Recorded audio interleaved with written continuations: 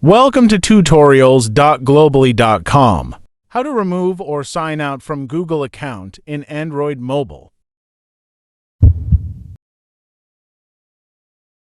So, first you need to go to your Android mobile setting.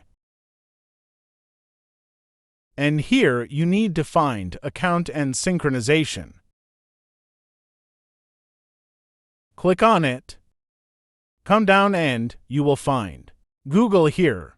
Open this and find that account which you want to remove. Click on that. Come down and you can see here. Just click Remove Account.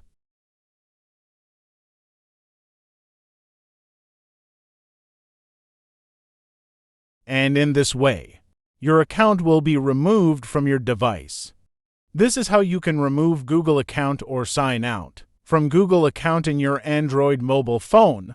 For more easy-to-understand tutorials, you can visit tutorials.globally.com.